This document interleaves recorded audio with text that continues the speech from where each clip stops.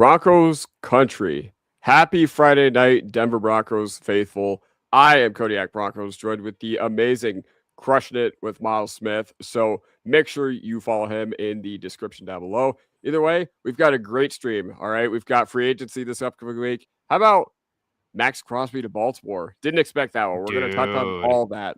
We're going to touch on all of that on tonight's edition of Vocally Orange and Blue, I guess is what we're going to call this, because you are listening to the two best vocal cords in Broncos country right now. So you want something that's easy to watch and easy to listen to, make sure to hit subscribe and also make sure to join the chat as well. Miles, how you feeling tonight? Man, I'm feeling good, man. We've been on the Friday content grind. It's the one afternoon that I get to do some time, but we were talking about this all week, dude, and I am so goddamn glad that we actually nailed down some time to get a video, man, because I have been wanting to do a free agent video. I've been wanting to work with you guys, so it's awesome to get back with you and get something worked out here. But free agency, man, it's gonna get wild. And again, like you said, like we'll touch on everything, but like I mean, just throw us into this, man. Like fastball me here. Yeah, I'll fastball you. So there's been a couple moves that we've already made throughout this free agency cycle, in that we have re-signed Alex Palczewski, and also Ben Powers is going to be back with the Denver Broncos. I'll fastball to you. I don't have Powers, staying on my slide, but that is something to be that is something notable, because honestly, I'm not mad that he's staying, but I am a little surprised, at the number that he is staying at. But you know what? I get it. But just walk us through it. Walk us through what we're getting with Ben Powers again, and the dynamic that we're getting with Palcho, because we got news on these guys like 4 hours apart. We got a Palczewski contract and a Ben Powers staying notification. So what did you think, Miles? So yeah, I 100%. So Ben Powers to me is kind of a tale of two halves of the season. Because first half, and we were talking about this before we went live, where Ben Powers in the preseason, the early part of the season, absolutely blowing really both of us in all of Broncos country away. Just playing absolute stalwart left guard next to Garrett Bowles. He goes down, and then it ends up being this flip-flop dynamic between him and Palcho for the rest of the season once he got back healthy. I thought it was an interesting decision. I'm in the boat that I'm not mad. I want to see what a recovered Ben Powers looks like again. I imagine he returns back to full form. I think a lot of it's chemistry right now, just keeping the status quo on the offensive line, because we saw some of the flashes that they put together this season, even if they were putting it together with a couple of band-aids. Obviously, Palczewski got a lot of runtime. I really liked what I saw from Palcho this season. My thought coming into the offseason was that Ben Powers was going to be the cap casualty and Palcho would slot right in at left guard. But I certainly think that right now you still get a lot of that versatility. You get Ben Powers back at left guard, and Palcho can slot right back into that extra lineman where we saw him flourish early in the season. Yeah, of course. And, I remember preseason, I thought it was a little rocky, especially that San Francisco game, the first one. But, as it went along, he was more and more comfortable. And then week one against Tennessee, I felt like, they had a tough matchup with Jeffrey Simmons there and Devondre Sweat. And I feel like, Powers was not charged for a single pressure that day. And then, first 5 games of the year, what surprised me about the line the first 5 games of the year was how good the run game was, especially with a healthy J.K. Dobbins. And then, unfortunately, Powers having a great season, tears his bicep or whatever. And Matt Peart comes in London, which I feel bad for him because he was a UK boy, and he ended up getting hurt on the third play of the game. But I remember thinking during that game that may have legitimately tanked our season had we rolled with Matt Peart for the rest of the year. And then Alex Palczewski, man, the guy who went from filling into at McGlinchey's spot the year before during Tampa Bay and during the Raiders game. And then he was the reporting eligible guy on the early part of this season. Then he ends up becoming so valuable to the team as a backup guard that once he gets back, or once Powers gets back, you could deploy him in their eligible spot. That went to Frank Crum because Palczewski was too valuable for you to be out there, and you needed a 9-1-1 situation. Palcho can play every side of the line. So obviously I got a Palcho jersey in the background, you've already. I gotta get me one. I gotta get a matching one, dude. Oh, of course. You've already touched on it, but what were your thoughts about Alex Palczewski's third season in the NFL? I think Palcho's jump from year 1 to 2 to 3 has been, I don't want to say meteoric, but it's definitely been, it's been good enough that us Broncos fans are having legitimate conversations about Alex Palczewski. And if you want to talk about priority in-house free agents, I think everyone was kind of hammering the Alex Palczewski button because of what he means to the team. And I can't wait to see him just continue to improve. But time after time this year when he was filling in, it really looked like the line didn't miss a beat with Palcho, whether it was in the run game. It did feel like that Palcho picked up right where Powers left off as a run blocker. Maybe there was a little excuse me. Maybe there was a little bit of degradation in the pass blocking. I think that was just him getting adjusted for a minute. But I certainly like the Palcho deal. I think he played great in year 3, and whether or not he's deployed as the extra O lineman again like he was, or whether they find another way to deploy him, or whether he wins a training camp battle, I think that he is really too valuable to let go. Maybe in the future he's a guy that I don't really want to manifest this, but like he's a guy that teams are going to have their eye on if they're short an offensive lineman and they feel like they're one guard away from making a push. Like either way, you're going to get a lot of value out of the guy, whether it's on the field or getting picks at some point. Yeah, of course. And, Palczewski, in an era where offensive line depth doesn't really exist in the NFL, we're lucky. We're very lucky with Palcho. We're also very lucky that Forsyth has stepped in and played well at points. Although there is still a reason that is Wattenberg's starting spot. But either way, for sure. Yeah. Can't be happier with Palcho. And then, a guy who we also re-signed, our only 2 re-signings this far, I believe, have been Alex Palczewski and Michael Bandy. Okay. That one's interesting. It is interesting. Yeah, talk a little bit about it. Man, that one had to piss off David. Like that had to be the piss in his Cheerios the day that got announced, because I think Bandy does a couple of things well. I think he's really a great value, and I mean great value, Wes Welker. He's a little slot guy that I think runs routes decently well. From what we've seen, he's got decent hands. He's a guy that can run underneath, and I think that a guy really with Sean Payton calling plays, he likes having a guy like that. And I think we've seen that historically. I couldn't pull you any names out of my ass right now, but you kind of get the idea. Yeah. And I think he's just a guy that the Broncos like. I think they like him on scout team, and there's obviously a reason that they preferred to bring him back over somebody, say like an A.T. Perry. And you saw it too when he got his score against Green Bay, how the team just kind of rallied for him, how Nix and Sutton ran down to get his touchdown ball. Like, he's a guy that this team likes. And I think that does big for him going forward. I don't know that he's necessarily going to make it through the preseason. He might be another guy that sits on the practice squad, but it's going to be, I didn't mind it. I didn't really feel a way about it. I was just kind of like, you know what, that makes sense. Yeah, of course. And, Bandy came in and he fielded some punts in place of Marvin Mims against Houston in particular. And I remember, oh, goodness. Yeah, that was a disaster. Yeah, I was like, not having Marvin Mims should not actively be giving points to the other team. Okay. Mm-hmm. That being said, he is one of those like locker room guys. And, maybe he is just one of these Sean Payton guys. Pretty much all these Sean Payton guys, I can't stand hardly any of them. But you know what? I'm fine with Michael Bandy, as long as you keep him like as a practice squad reserve, like hybrid player, like a practice squad, step up in case of emergency, break glass sort of button that we got there. We've got Logan in the chat right now. I did see that.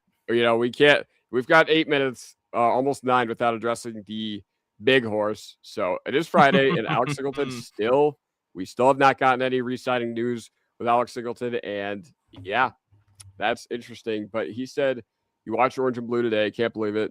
Andrew Mason wants Lloyd on, and said on the show Singleton was the weakest leak on D, and teams I was saying it here. Yeah, Mace was a Singleton guy. Now, with Devin Lloyd in particular, I don't it's so tough because I'm just not of the belief that we can add another contract to the defense. But with Lloyd, if you were to go out and get a guy like that, then at least you're going to get a playmaker. At least you're going to get a playmaker on the defensive side of the ball, even if he does, have his lapses in coverage, because it can't be any worse than Singleton. And you actually get a linebacker who gets some turnovers, which I think is what we were sorely lacking on this past year. But yeah, talk a little bit about Lloyd and Singleton. Oh boy. All right. So obviously last time we streamed together, I was literally pounding my desk for Devin Lloyd. That was, I think, something that we spent the longest amount of time on, was talking about some of these linebacker free agents.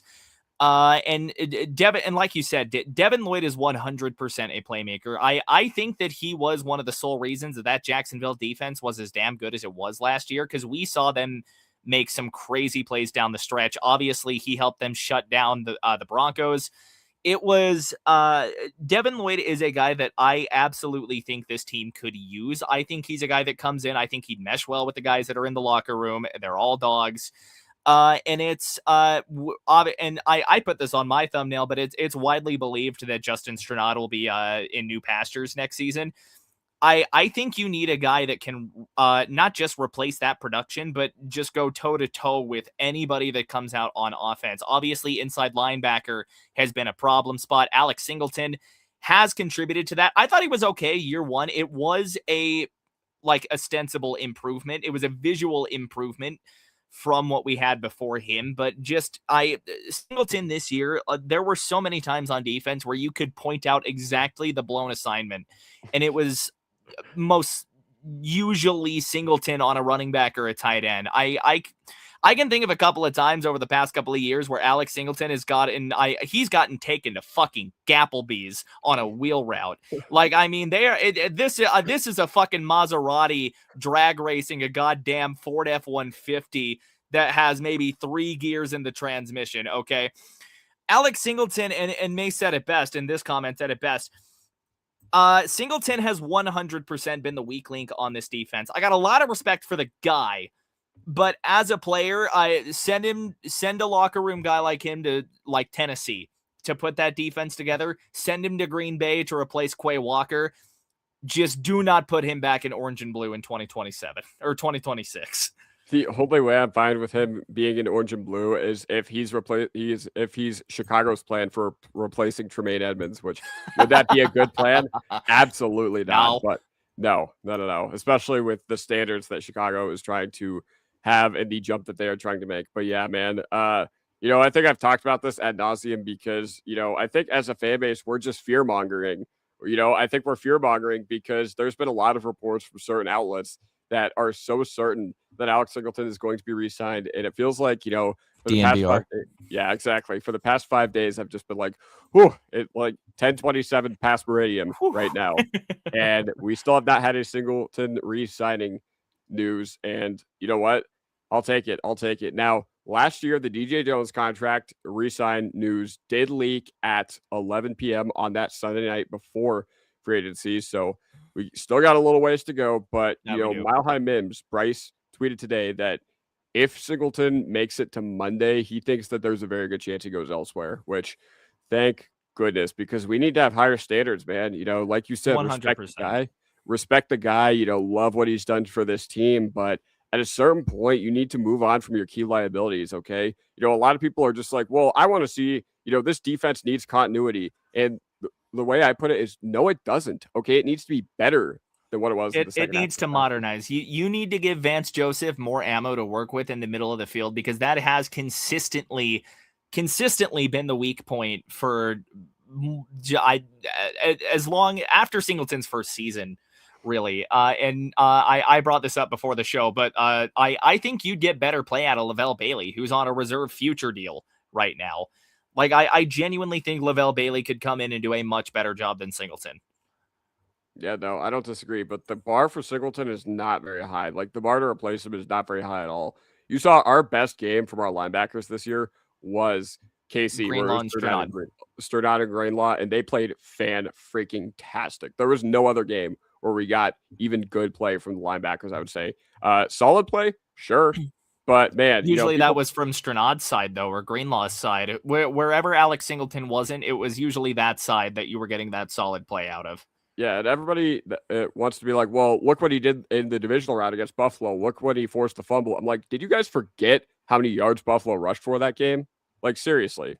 Like, he was still a huge problem, and, you're not in a position to where you can just rely on your key liabilities on the defensive side of the ball, or even give them a raise, like certain outlets are trying to say. Like, because wasn't he primarily a special teams player when for Philadelphia before we brought him in? Yes, and then in 2022, I think we may have had an injury to Griffith or something, and then Singleton comes in and he had a really, really good first year with the Broncos in 2022, but then he ends up getting overpaid in free agency. 2023, he looks awful, and that was, I keep going back to that because that is what Singleton looks like without Benito becoming Benito, without Zach Allen truly turning into a game record. So before all these guys had substantial leaps and bounds, heck, even Surtain went from great to best defensive player in the league or into the 2024 season, or at least winning the Defensive Player of the Year award. And Singleton is a merchant of our defensive line. Okay, he gets all these tackle stats, but he finished fifth lowest in the entire NFL in tackles for loss percentage amongst linebackers, 111 linebackers. And on this defense, that's just simply not good enough. We just need more. Absolutely 100%. And I think that's been, I think that's been the conversation on Singleton within the fan base. I really think that it's only those couple of outlets that are really pushing for Singleton. And my message to George Payton, if he somehow sees this, the fan base cannot fathom bringing back Alex Singleton.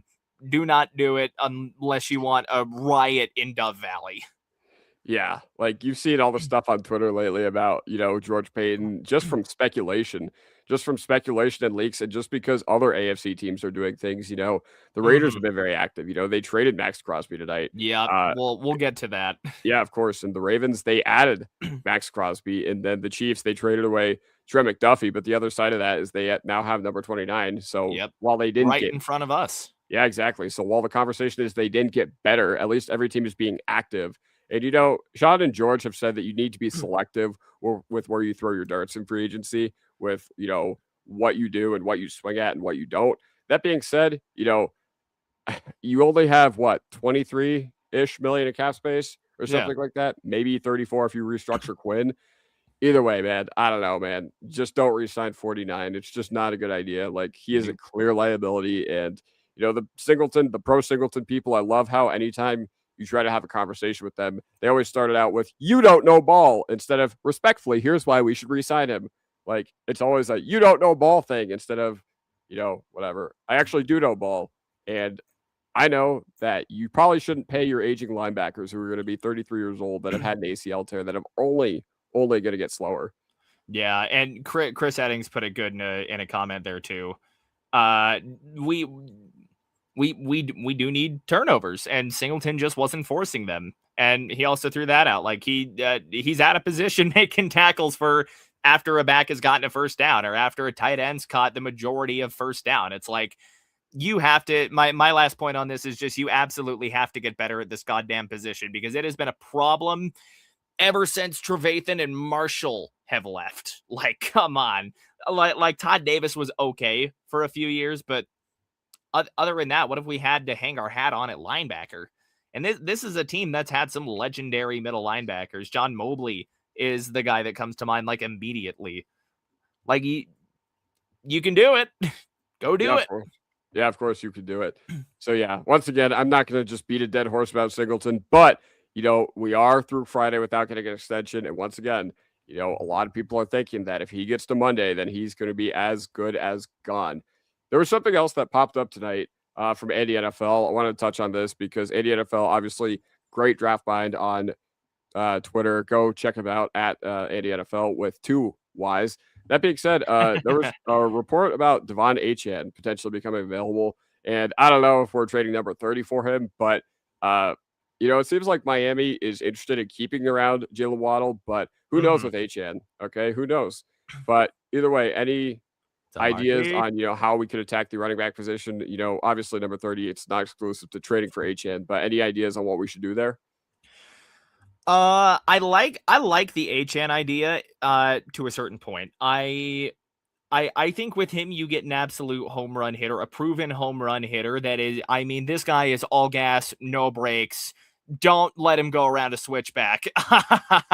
Like, this guy can fly, and we definitely saw that firsthand a couple of years ago in a certain game that we execute people for talking about. My issue is I don't know if trading a first. I don't know that you need to trade your first for him. I don't I don't feel that trading 30 would be a sin for him just because it's essentially it's a glorified second round pick. Is kind of where I'm at. Like I feel like everything past 25 is almost a glorified second round pick.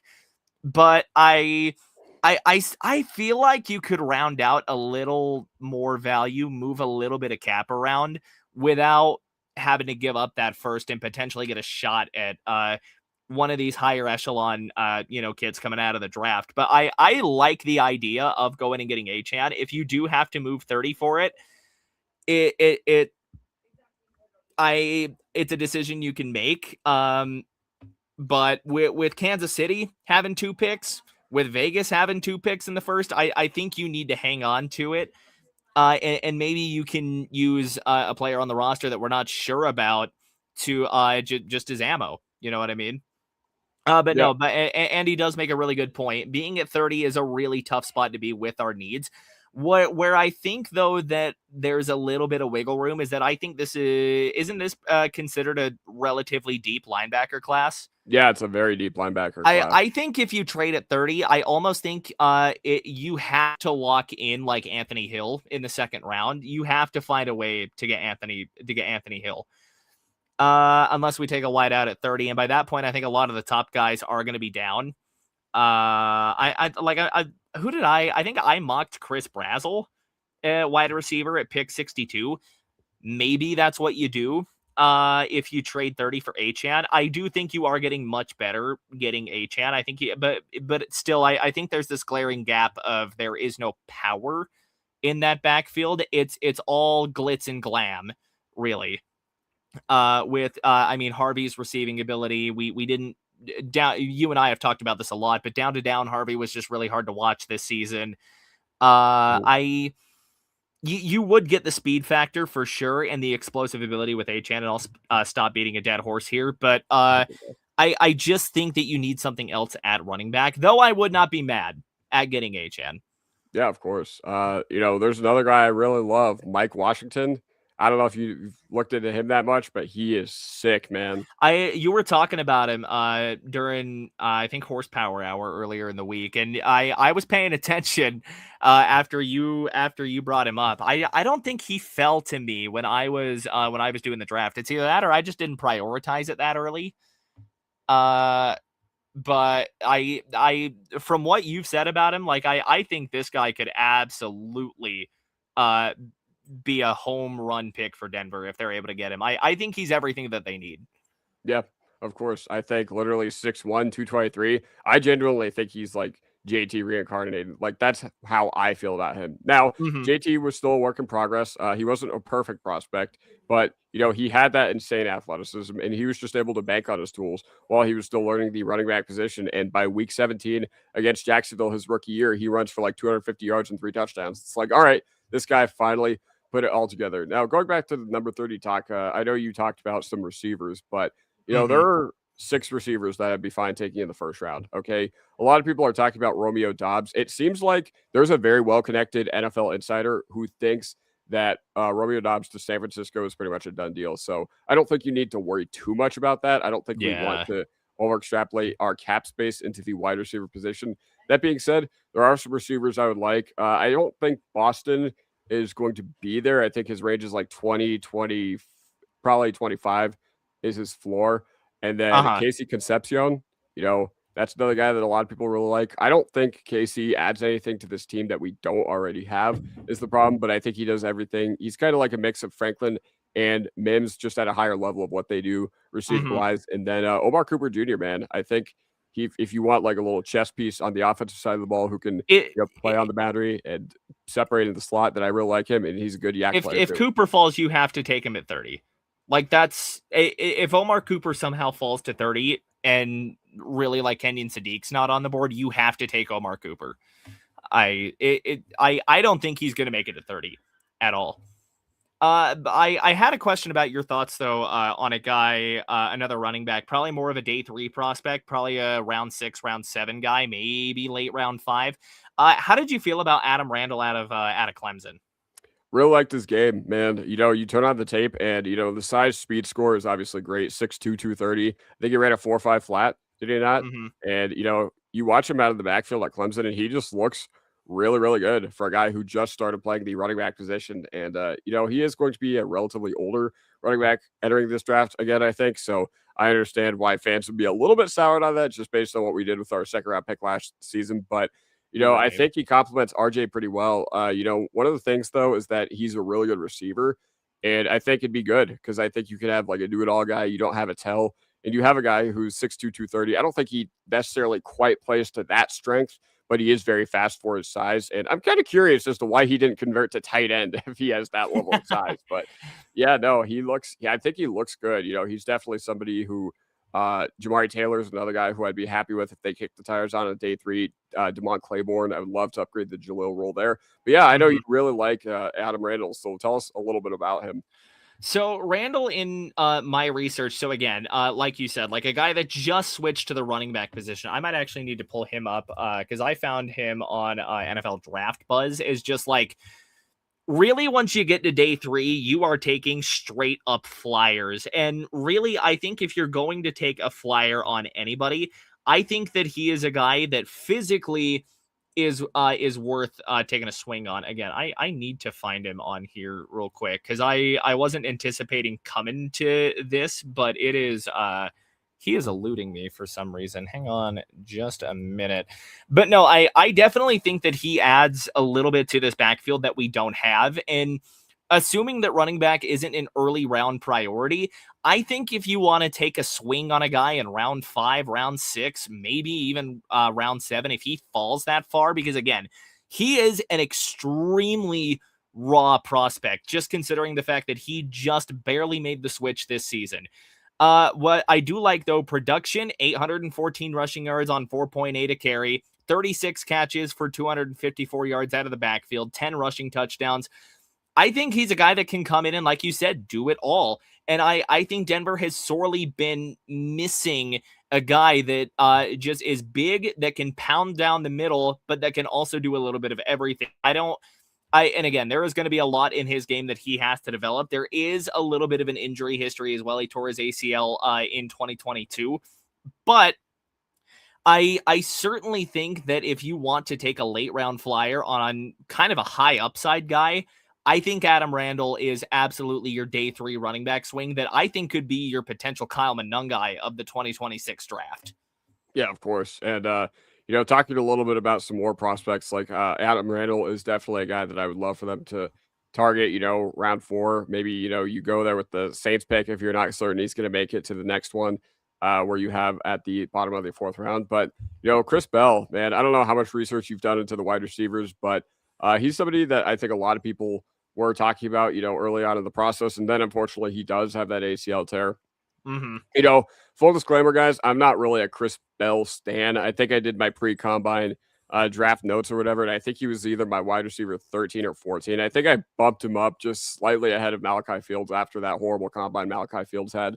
But I just don't really like his acceleration, deceleration. I just don't think he can play that real receiver role. And also, he has that ACL tear I think he's going to be cleared by training camp, but still, he wasn't really one of my favorites. But do you have anything to say about Chris Bell? Like the playmaking ability is there, like the long speed acceleration is definitely there. And I just think his downfield production, I feel like it was rather, I'm not going to say Mickey Mouse because he still made it happen, but I felt like it was the result of ACC coverage busting rather than him just beating a quarter. Like that's how I felt about him. Where I'll play devil's advocate is no matter who you're going against, like you still got to have a level of skill to toast somebody, ACC or not. What production wise, I do like what he is putting on the field, and Louisville's not exactly a school known for quarterbacks. So again, just playing a little bit of devil's advocate here. Yeah. A lot of the time too, like it does feel like wide receivers come back from ACL tears relatively well in the modern age. I know Sutton had a little bit of a longer run up than I think a lot of Broncos fans would have liked. But I don't hate what's here for him. 4'4", you're getting a 6'2", 220-pound guy that I definitely think could develop into a guy that you can just toss a jump ball up to. I think he could be a really good red zone target. I still like Chris Brazzell more Yeah, than me I too. do Chris Bell. Yeah. 198, 6'4", ran a 4.37, 1,000 yards at Tennessee in the SEC. I think if you're looking for a guy that I think you could potentially develop into a number one, I definitely think it could be Brazel, and maybe I'm just a little higher on Brazel than the average guy, but and I'm looking at NFLDraftBuzz.com. I don't know if you've ever used that website, but he's ranked 6th in the class here, 86.4 player rating to them. Again, that 4.37 40 time. Something that I think you could do is you could almost send him on the Marvin Mims career path, where you deploy him at punt returner for the pure speed for the first little bit. That would give Mims more of an elevation. They don't love his frame, though. They say it's lean for his height. And so, durability questions are going to be abound here. Does have a shoulder injury. And this is something that kind of turns me off about bringing him to the Broncos, is he does have problems with drops, concentration drops, particularly. And then they don't like his lateral agility. So he's kind of more of a straight line guy, gets a little grabby. So a potential, Riley Moss of OPI there. And then they don't love that he saw a bunch of tight man coverage. I think, though, that those are things that you can coach out of a guy, especially a guy that putting up that much production in the SEC. And if he's that raw, I think you bulk him up a little bit just to maybe get him a little bit of durability and get him some size to fight off tight man coverage on the line. But I definitely think that he is a guy that you could put at punt returner and develop for a couple of years, get him some snaps.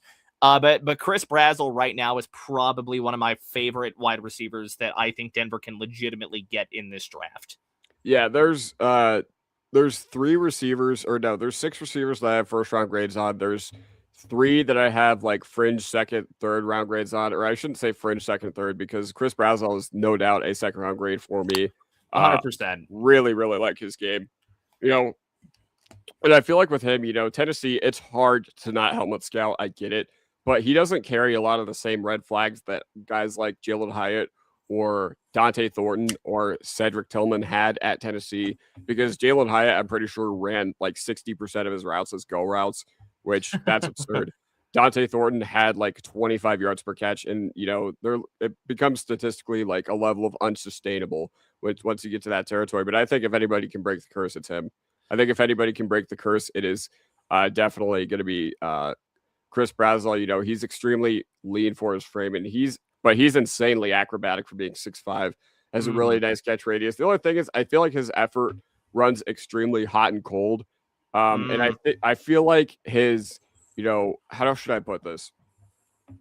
Trying to find a way to say what I want to say. I feel like he just did more cardio than anybody else I did. Like there's always, those screens or clear out routes where, you're not doing a whole lot. You're just stepping back. Like if there's a run play to the other side of the field, you're running like a fake curl route. I feel like he did more of that than pretty much anybody else I watched. Either way, still another guy I liked. I want to touch on Skylar Bell. This is one of my guys, another guy. I do have another guy I want to touch on after Skylar Bell too. Yeah, of course. But Skylar Bell is just filthy, man. You want to watch a guy who's just filthy against lesser teams, just watch Skylar Bell. He looks like, I comped him to small school digs. He's extremely controlled with his routes, so far ahead for a small school guy. And he's not like as good on the in-breaking stuff, but on the out-breaking stuff and deep, he's filthy. He's got great hands, great playmaking ability underneath as well.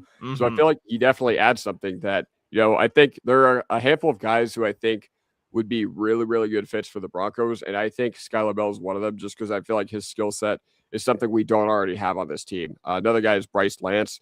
I feel like we don't have his skill set on this team either. But yeah, Skylar Bell and Bryce Lance are my 2 favorite guys for the Broncos for adding something we don't already have. If you want to go day one here, and you want to add something that really, I mean, this guy's been flying up draft boards for good reason. And you've probably got this guy with a pretty high grade as well. Because I think it was Denver Sports 103 or 104.3 that was talking about him really to start out the offseason. Denzel Boston is a guy that I really think if he falls to 30, you have to pick. Denzel Boston out of Washington, 881 yards. I love his frame, 6'4", 212, running a 4.52. I 100% think that he is a guy that I think he's the dynamite that this offense can use. I think he's a guy that you can get jump balls to. He's not going to torch people, but I think his route running is pretty damn solid. And really too, like I mean, like he really helped. I think he went to Washington when Penix was having that explosive year. I think he was just kind of getting started there at Washington. I think Denzel Boston is a guy that you get a good balance of route running, frame, and speed, and I think that he's a guy that could absolutely mesh in an explosive, reliable number one target. When really you are looking for more weapons to add to the arsenal for Bo Nix. Yeah, of course. No, Denzel Boston's really good. And, bigger receivers are a tough eval because ultimately, it's not a college team's job to develop this guy, who's playing against college football corner. It's not their job to develop them and give them real route running traits, but Denzel Boston has real get open ability. And I know that that's something that a lot of people, look at, with these 6'4" receivers, the jump ball archetype is kind of, I'm not going to say it's dying in the NFL, but it's not what it once was. Okay. No. For a long time, your wide receiver one was pretty much always going to be 6'3", 6'4", and, always are going to be a possession monster. Throw him a fade in the red zone and you're coming down with 6 points. Yeah, exactly. And, I will say this, Darian Bustamante said Boston didn't look great at the combine. I think he looked fine. Like, yeah, there were some drills that weren't great, but I think with Boston, it's a matter of, just trust the tape, just trust what you see because, you don't know how guys like that, do in that environment. And yeah, I think his gauntlet drill wasn't like great from a guy who's just watching all the combine stuff, but I think I'm not really worried because I didn't think he needed to have a good combine to be, considered in that upper echelon of receivers. I certainly think the combine can lie both ways. I mean, it's the day that can make a Zach Wilson become a second overall pick and a guy that could potentially make, one of these receivers fall. I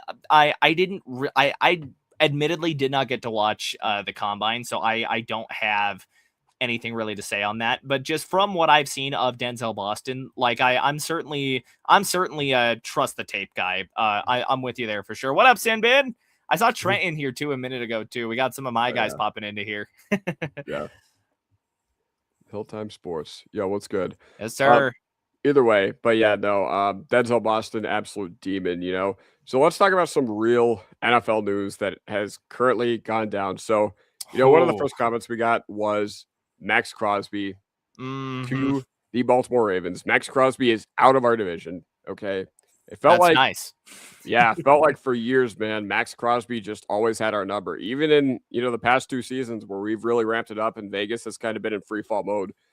Feels like he always came to play against the Denver Broncos. Feels like he always had his best games. It felt like he always, would force our right tackle into a couple of holding penalties. And, he would always be getting pressure and always be in our quarterback's face, no matter who it was. So, what do you make of him to Baltimore? I'm with you there that it is super, super nice to not have Max Crosby in the division anymore, yelling at Bo that the offense can't hear him. That is one of my favorite clips from the last couple of years. Like, admittedly, like I think that shit's so funny. But Sinbin brings up a good question too. Like, is he worth 2 firsts? I think he is 100%. Yeah. And I think, really too, Baltimore was in was not even a weird spot. They were in a bad spot with that defense anyways. Yeah. And I know their secondary was admittedly not good, but a lot of that was getting exposed because of their lack of pass rush. I think Trent actually brought this up when we were streaming just a few minutes earlier. But I think the stat was that they had their lowest amount of sacks in 15 years by them. What I think it means for both teams, though, is definitely in the short term, I think the Ravens are gearing up to try to they're trying to reload to get back to that AFC North supremacy that they've mostly had for the most part since Lamar arrived. For the Raiders, though, and somebody does, TW brings up a really good point here. Like, Raiders are going to be loaded on picks now because I think they've got pick 1 and pick 14. Yep. At this point, like that, they've got some serious ammo to work with, and I'm not going to write the Raiders off from being feisty next year if they can nail down the draft. Yeah, and that's the thing, Darian, they can't draft. But I really like Kubiak as a coach. I really do, and they are going to have that draft ammo for 2027 as well. And again, that really depends on upper management. I think Kubiak's a good coach. I think it was time for Crosby to move on and to at least go start trying to do some winning, because it really feels like the Raiders were not a serious organization. He was. This signals for me the real start of a rebuild for the Raiders, because it just feels like every year they were trotting out thinking, they're a year away. They're a year away. With Geno Smith, they're a year away.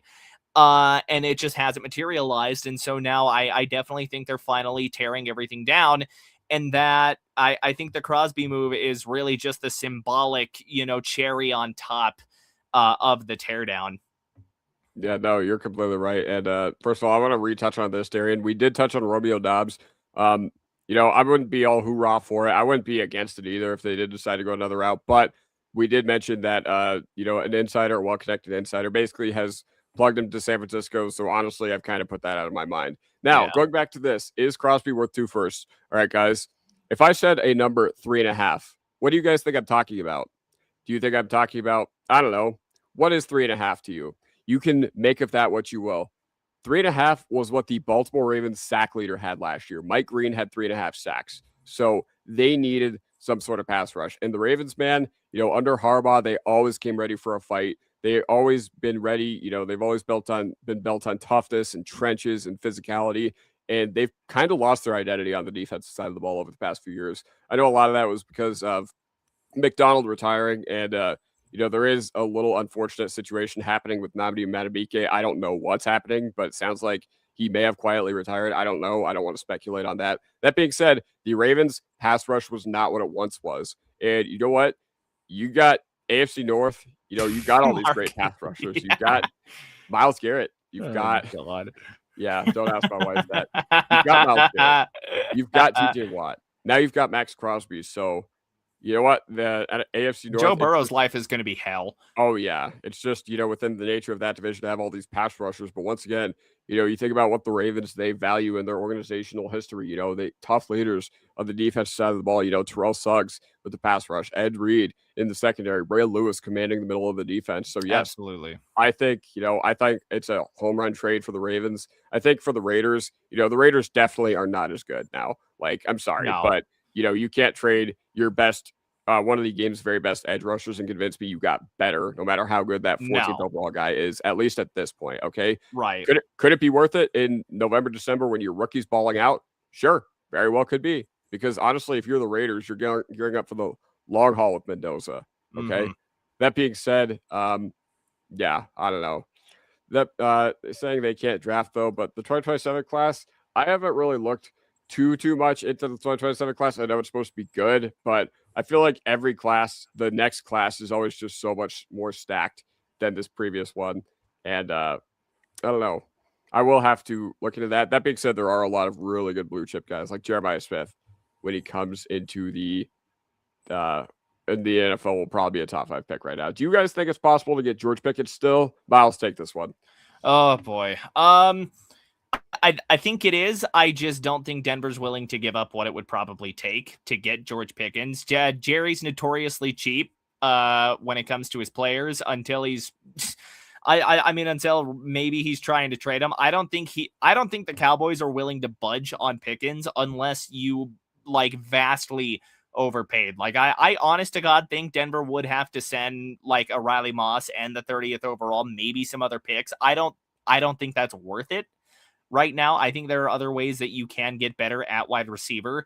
And if Pickens is going to be held hostage, I don't see a reason to go after him via trade, especially considering what you would likely have to give up for him.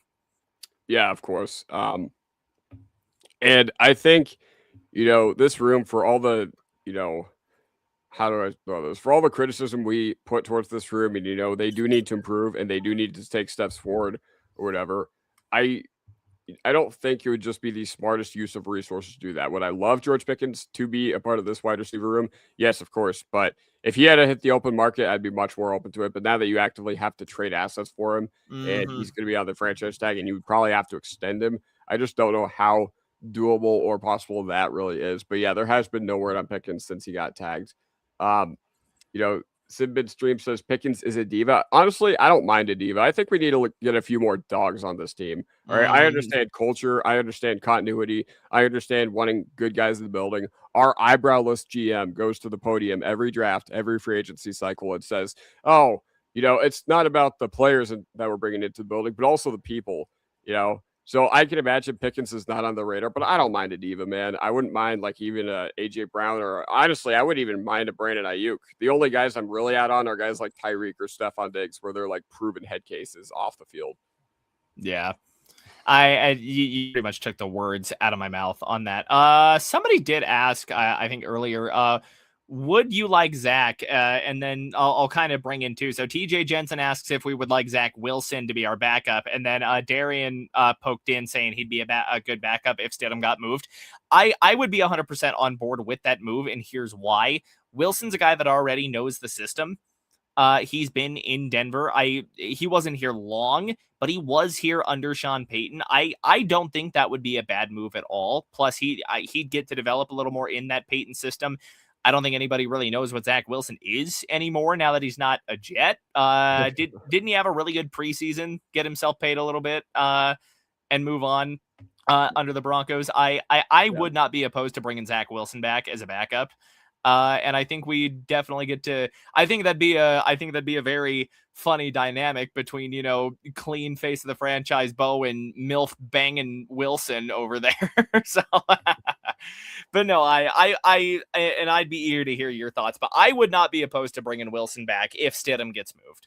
Yeah, I wouldn't be either. And I mean, the thing is, with Zach Wilson, it'd just be like, ooh, that might be an interesting sort of thing. Like if Sam Ehlinger is put in there, like I would be happy for him. I'd be happy for the opportunity, but I want a guy stylistically who's a little bit more like Bo. All right. And you know what? Zach Wilson could very well come in there and absolutely tank the game for you. But we don't know that. We don't know that just based on what we've seen. Stidham, he did tank the game for us, with that, when he threw that shit backwards. So yeah, no. Garrett Wilson and Breece Hall are in prison with the Jets. Oh man, my heart hurts that Breece Hall is not going to be.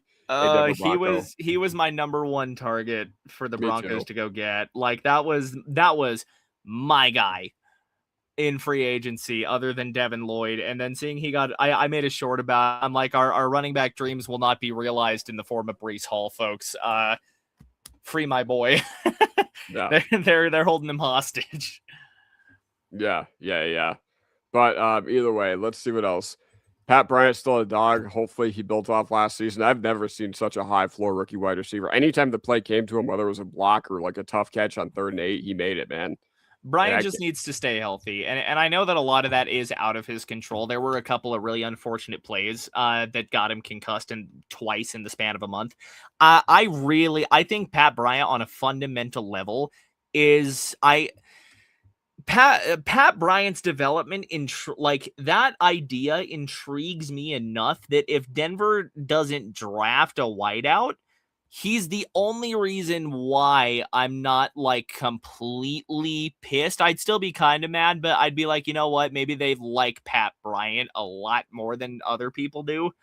And I fully agree with you. Like he was probably the highest floor rookie right after Vele in 2024. Like it essentially the same cloth, just a lot younger.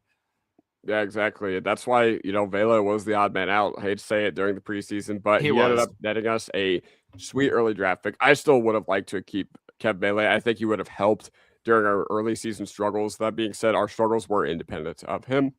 Right. Go get Haynes King to be our backup quarterback. I mean, that's interesting. I've seen a lot of people say Haynes King is like Tebow 2.0, but I'm telling you guys, apparently. I was in Boulder on August 29th, 2025. That was the first game of the year between Georgia Tech and CU. I'm telling you, Haynes King's running ability is pretty sick. Now, can he actually play NFL quarterback? We'll see. But that'd be fun. Where's he at? Is he in this draft? He is in this draft. Out of where? CU? Georgia Tech. But Georgia Tech. Oh, I'm looking. Oh, there he is, Haynes King. Yeah, but the question, it's kind of like a Tebow argument. Like, where do you take him? Because a lot of people feel like he was just gimmicky and like just a college quarterback. But yep, I don't know.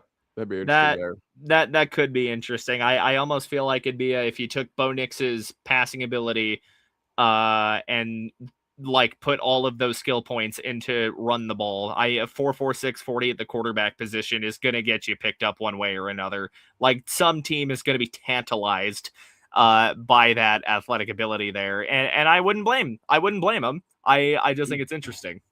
Yeah, of course, it is very interesting. Sorry about that. I pray we don't. That's the fun part about the offseason. It's all bullshit speculation, anyways. Exactly. And I crashed out last night about the bullshit speculation of Singleton. And yeah. All right. I pray we don't wait too long at all the good free agency. Our God, we got a good chance to add some star power. We do. But once again, the Broncos have said you need to be conservative. You need to, pick your spots. You need to choose, the years that you're aggressive. And last year certainly felt like they swung for the fences with Hufanga, Greenlaw, Ingram. And even if Hufanga was only the only real true hit from that class, I feel like I can at least respect the fact that they tried. And it seems like they are going to run it back with Greenlaw and Ingram because, there were circumstances that made them not ultimately have, I think what was expected of them both in year one. I mean, Greenlaw, it was an injury, but Ingram was on the field. And, talk about Ingram a little bit. What do you think of Ingram in his first year at Denver? I was going to say, somebody brought up, too, that we hadn't talked about tight end yet. So that was really good segue into that. Ingram was definitely underwhelming. I don't think everything was his fault. I think there was a little bit of miscommunication at points during the year where and there were some obvious misses from Bo, especially early in the season where he just either short-armed a ball or maybe there was the overthrow occasionally. I certainly think, though, that there was a part where he just wasn't really schemed into the offense a whole ton, because we saw at times when plays were drawn up for him, those plays were hit and he was making big plays. And I still think he's got some playmaker in him. We saw that, I think, in the Eagles game where he made that heroic stretch touchdown to get really Denver back into that football game. I want to give him another year. I still think you go out and you make a move at tight end to improve that position. Whether or not you're doing it in free agency, I don't think super highly of this free agency class for tight end, but I still think there's some intriguing guys that you could go out and get. Isaiah Likely is on the market. Chikakonkwo, I think, is a bit of an underrated name that I brought him up. And Markey did bring up a good point. If you get some blocking tight ends too, you could certainly unlock Ingram. And I think that's a thing too, is just finding those consistent blockers, because Troutman, I don't think, is that consistent blocking guy, which is crazy because he was supposed to be some crazy receiver coming out of Dayton his senior year. But there needs to be this room does need to be addressed. I think you give Ingram another year before you completely fold on him, because another thing too is, like, Sean Payton's system is notoriously complex. I'm interested to see how Davis Webb uses him. And that's what intrigues me enough to not want to shut the door entirely on him yet. But I do think there is some stuff on his end he needs to clean up as well. The drops were a problem. That was just a Bronco-wide epidemic over the season, drops. But I want to give it one more year with Ingram, but I still think you 100% need to address it. And I was just about to talk about that, Broncos fan. I think you could snag Eli Stowers day 2 and be completely fine with that. He's not really... He's not an inline type tight end, though. He's not a true Y, and I think that's going to turn Denver off on him a little bit if they're looking for blockers. He's more of a big slot type of guy that you're going to throw in there as an F. So if you're looking for firepower purely, I think you go Stowers for sure. I still think you need to sign a free agent, though. You 100% need to go out and get a guy, whether it's a blocking guy that's a little bit of an underrated, kind of under the radar guy that's just going to come in and block, maybe make 15 catches, or whether you go out and you get a guy that can be a weapon. They're not wrong in saying that this room needs addressed. It does. I just think I want one more year out of Ingram before I actually put the nail in his coffin. Yeah, no, of course. And, the thing about Ingram is that it was just, they hyped him up so much, and the Broncos made a big deal about going out and getting him, and then suddenly, oh, he can't block. Like, did you guys completely miss that part of your uh, free agency evaluation of him last year? Or you guys, what was going on there? Like, that's just what I want to know. And why were you just strictly deploying him in roles that I feel like he couldn't succeed on? So yeah, a lot of people are saying Cade Otton. Listen, I'm not really that big on Cade Otton. Like, I get it. He does have a robust wide skill set, but I think, Tampa fans are happy to see him go. And that's something I really value the opinion of. Yeah. And also, I don't know, there's just too many mistakes, just based on, what we've seen on him. And there was a blocking chart that had like the tight ends and like their blocking scores over the NFL, the course of the NFL this year. And Otton was towards the very bottom. One guy, a couple of guys who I would really like, I'd really like Daniel Bellinger or Charlie Kolar. And I know the rest of the fan base probably would not be like that on board with those guys like Daniel Bellinger or Charlie Kolar, because they'd look at like the raw yardage and they just be like, man, But the thing is, if you're going to get guys that are brought here to block, at least make sure they're good at it. And that's what you get with both those guys. I like the idea of Bellinger too, because I do think he does have a little bit of sneaky receiving ability if he gets schemed right. If I remember right, he's on the Giants, isn't he? Bellinger? Yes. I like that idea. If you are going to go out and get a pure blocking guy, I think that would be one of those under the radar moves that could pay dividends, kind of a buy low, not necessarily sell high. But I do think he's got a little bit of underrated receiving ability as well that really would just mesh well into the offense. I think he'd be Adam Troutman plus, which I really would be really nice. I think if you get good blocking and maybe 300 yards, couple scores out of him, that'd be perfect. Yeah, exactly. Like, because Troutman, he is woefully ineffective as a receiver. And listen, I get it. You brought him in to be a culture guy, and you know what? It was a necessity for how bad of a team you were when Sean Payton took over, that you did have, the Adam Troutmans of the world and whatever. But at the end of the day, it's kind of like Singleton, where you just need higher standards as a team. 100%. Yeah, with a Super Bowl aspiration. Super Bowl aspiration. Yeah, that's where I remembered him from. Bellinger murdered us that game. Dude, I remember Alex Singleton chasing him for the first score of the Giants game. Of course I remember that. Of course I remember that. All right, Max Clare or Justin Joly. I love both these guys. I don't know how well-versed you are at the tight ends. Tight ends I didn't look a ton into.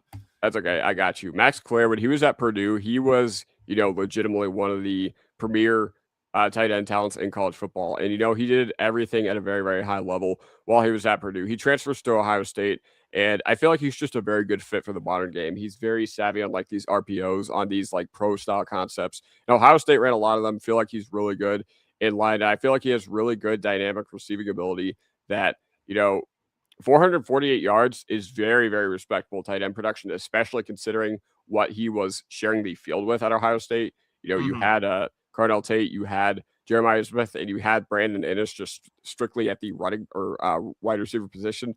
But yeah, and then Justin Joly, man, he's 6'3", 260, but he moves good. He moves really, really well. That's why he's he's telling me Max Clare is essentially Daniel Bellinger plus? Yeah, I mean, that could be cool. That could be cool, but I'd take it. Yeah, of course. But either way, Claire and Joly are solid. Yes, agreed. I did kind of cut you off on Joly though. I was interested to hear though, kind of what turns you on with Joly. Well, what turns me on with Joly is I feel like he's just so fluid for a guy his size. He's 6'3", 260, and he runs routes like he is a wide receiver. He's, a lot of people's tight end too in this class. And I think that was before Stowers completely blew up the combine, but he's one of a few tight ends who can high point the football. He's got toe drag swag. He uses his frame to his advantage. That's one of my biggest complaints about our tight ends. I feel like the guys like Kroll, Adkins, Troutman, I feel like they all play small, which pisses me off. Like, you're 6'5", no sauce. 6'5", 250. Go out there and make a play. But either way, NC State was so creative with him. In line, moving him around the formations, and he's just so good downfield as a downfield mover. He had great 4-year production, only one drop all year at NC State. Love his route tree. He just knows how to get open. So I'd be really, really. So I think with the combine, Joly is still my tight end too. Sweet. Yeah. I do like to hear that. Yeah, I 100% worst tight end room. Somebody brought up Ben Powers. That was early in the show that we touched on that. That was what, like A block? Yeah. Yeah. I mean, man, we did survive another day of no Alex Singleton extension, and that is glorious. Really, anything else you wanted to touch on with this, man? I feel like we've gone very in depth with quite a bit. Yeah, we have gone very in depth, and there's a lot of trade talks about Kodiak Sadiq. I will talk about this, and then I will touch on what this Chiefs fan has to say real quick. Would I trade it for Kodiak Sadiq? No, I would not. The reason No. I wouldn't is just because I feel like he is a fantastic tight end prospect, and obviously he set all the records at the combine, and that tracks. You know what? You watch him on the tape; he's good. He's really good, and he's a dynamic tight end weapon. That being said, I just don't. Trading up for a tight end, I just don't think it would be worth it because the Sean Payton offense does not heavily rely on tight end production, regardless of what everyone thinks. I know a lot of people think about Jimmy Graham because that's the era of football we grew up watching, but the average tight end in a Sean Payton offense averages 450 yards a year, and we are hyper conservative with deploying our rookies. So I just have my reservations on if that would be worth it or not. 100%. I think you said you were going to touch that Chiefs fan that popped in here. Yeah, of course. Shout out to you, Casey Carson. I love 100%. love when opposing fans drop in here. So, shout out to you, man. Hopefully you end up liking us. Either way, I do like his question though, 100%. Yeah, John Franklin Myers. If and I don't know how you feel about him, Kodiak, but I felt that he was one of those defensive line anchors that really made the D-line what it was. I think he's a good locker room guy that'll mesh well with your guys on the defensive line. And as well as you're just going to get production out of him. He's disruptive in pass rush. He's good against the run. I think he could fetch 18 mil, 17, 18 mil. 16 is probably lowballing him. 20 would probably be a little overpaying him, but I think he could get anywhere in that range. I think JFM is a damn good player, and there's a reason he was a fan favorite here. Yeah, man, he's just priced himself out of our range, and it just doesn't make sense for where we are. We already have a bunch of big contracts on the defensive line that are going to kick in this upcoming year, and he unfortunately was just the odd man out. So, usually you have that question of why are these guys available? Well, we got them for pennies on the dollar. Okay, absolutely. We traded a fifth. Yeah, it was like a sixth that was like 2 years out. Okay, yeah. So we got him for literally nothing, and yeah, that's just how I feel about that. I do think though that with JFM gone, I do think we're going to see a lot more Malcolm Roach, and I'm not exactly opposed to that. And that I think that does mean unless Denver does something to address the D line, we're going to finally see what Savion Jones looks like, because that game day inactive for a majority of the year. But no, like huge shout to you, Casey. Casey Carzon, appreciate you checking in here, man. Yeah, big. And Savion Jones, I am a little worried though about who's going to replace JFM because Roach I feel like just doesn't provide that pure pass rush upside. Savion, obviously you touched on it, was inactive for like 15 out of the 18 games that we played in the regular season. So I'm just a little concerned, like no way he can be the singular plan. But Cameron Jordan is somebody who, I'll talk a little bit about him. I think that he said Cameron Jones. I think he means Cameron Jordan. That'd be interesting. I feel like Cameron Jordan would be a great stopgap here. I feel like he would provide that leadership that you've been missing on the defensive line. And I feel like he still has a little bit left in the tank to where it would still be worth it to bring him in for cheap. And I feel like he makes sense, man. He's familiar with Sean Payton. He was a captain with Sean Payton. And I feel like he buys us another offseason before we really – and, worst case scenario, you just cut him before the season begins. Yeah. Sign him to like a vet minimum or something and work with it there. Yeah, of course. Of course. Jordan IDL fit, though. He played the 3-4 defensive end in New Orleans. I don't think he was like a pure edge. I think he was like, 6'3", 280. So I think it was he was either 6'3", 280 or 6'3", 291. So he primarily played the 4-eye and the 5-tech and the 3-tech on pass rushing downs. So yes, he would be a fantastic bridge. But either way, I think, shout out to everybody in the chat. I think it's time for me to get out of here. I got to wake up super duper early tomorrow. But yeah, fair enough, man. Yeah, man. You guys all killed it tonight in the chat. 100%. Dude, chat was fun. 43 of you in here at 11:18 p.m. Hell yeah. You guys are real ones, man. You guys are real ones. 100%. I wouldn't be opposed if JK came back, but maybe in a bit of a reduced role or taking a pay cut just because of the injury history. Because I don't think the guy's played a full season. No, he has. He's played an average of 9 games a year, so he can be a part of the solution, but he should not. Yeah, he's the break glass free agent. But yeah, dude, I mean, fuck. Thank you, Kodiak, for kind of jumping in here, kind of ad hoc. I shot you a text and you were right on, dude. We were shooting for today, but you got called into work early. But I mean, this has been absolutely awesome. If you're watching on my side, go sub to Kodiak if you like the Broncos. This guy just makes good content. This guy has good takes. He does his research. He definitely is a little more knowledgeable than I am, for sure. But I mean, hey, you're listening to the two best vocal cords in Broncos country, so there's got to be worth something there. But yeah, don't forget to like and subscribe to both of us. I'm pushing for 500 currently. Would like to hit that before the start of next season. Kodiak, you pushing for any milestones? You got anything cool coming out, dude? Man, I got, I'm going to be working ad nauseum, over the upcoming week for all these free agents. I'm going to do everything you need to know about every free agent we have dropping. Obviously, I'm big on the short form stuff, so keep an eye out there. But yeah, either way, so guys, Miles has a little over 400 subscribers right now. Trust me, I know we can do a lot better than that. So go ahead, go check him out in the description of my channel. And yeah, either way, it is called Crushin It with Miles Smith. It is. I can drop that tag in chat. Yeah, of course. It is linked in the description of my channel, but in case it is not, then I am going to allow you to plug it into my chat real quick. Yes, sir. So, yeah. Just gotta make sure I got my tag right. Oh yeah, you're completely fine. You are thanks, Sinbin. Yeah, there is that plug. Yep, there you go. Miles Smith crushing it. Either way, guys, appreciate y'all, and we will see you guys very soon. Peace yes, out. Sir. Yeah, I just gotta say, we gotta do this more, man. Vocally orange and blue. It's gonna be the best show on YouTube, dude. Yes, sir. All right. All right, take it easy, folks.